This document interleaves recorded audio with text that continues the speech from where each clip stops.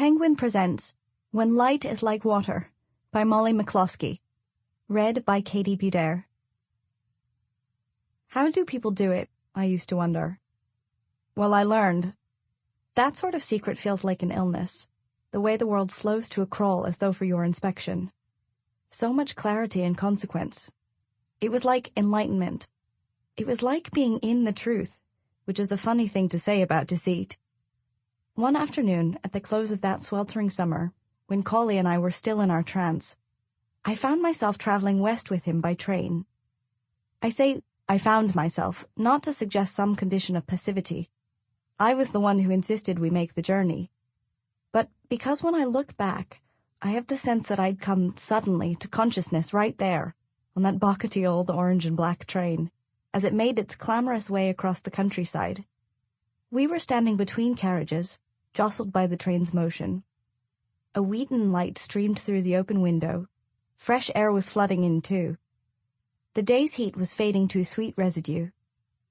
We braced ourselves against the wall, drinking bottles of cold beer and sharing a silk cut. Those were the days when no one minded if the air was fouled with smoke. The days when you could slide down the window in the door and hang your head out, happy as a dog. I pressed my lips to Collie's neck, which was cool and sticky. Collie was fair, and in the heat his skin got clammy as a baby's. Together we watched the country slide past in frames, the fields green and empty, or full of sheep who didn't stir when we whooshed by.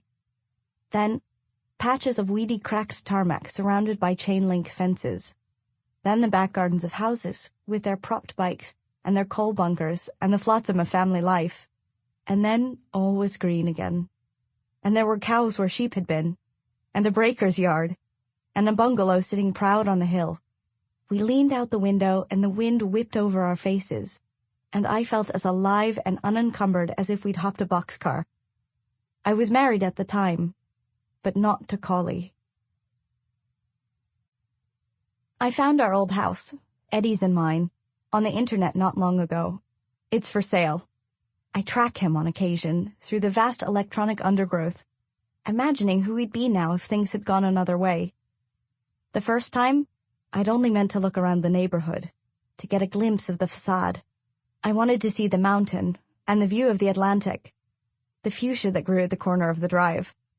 But what came up when I searched were the property websites, and there was the house, listed by its name. I'd forgotten it even had a name. I'm doing it again, sitting in the third-floor bedroom of my temporary home in Dublin, clicking from picture to picture, a thin sense of omnipotence upon me. There are things I recognize: a standing lamp, a pair of leather armchairs, the dining table we chose together. Furniture surprises me with its betrayals, its easy migration between lives. What I didn't notice until today is something my mother gave us the last time she visited. It's hanging on the wall in the spare bedroom, a print she bought in town and had framed, abstract and muted, and thus somewhat out of character for her, which was why I had liked it. I couldn't figure out what had drawn her to it. Did I forget to bring it with me when I left? Or did it just seem petty to start taking things off the walls? My mother is dead now.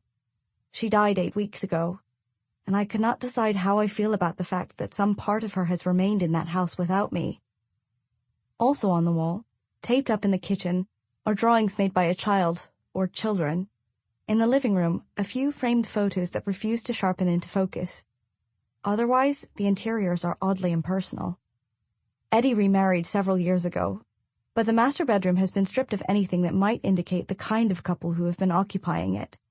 It looks unlived in, like a bedroom in a B&B. Eddie and I bought the house from a woman who suffered from anorexia.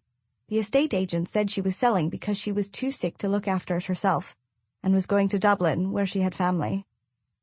She wasn't there on either of the occasions we viewed it, though there was one photo of her on the kitchen windowsill, standing with someone who might have been a brother. Her skin was a strange nut brown. She wore big, round glasses that made her face look small and childlike, and her neck was like a stick. Eddie said under his breath, "God love her," and I slipped my arm around his waist as though to earth us. The second time we visited, we stood side by side, peering through the big kitchen window which faced the long western flank of the Table Mountain that Sample complete. Ready to continue?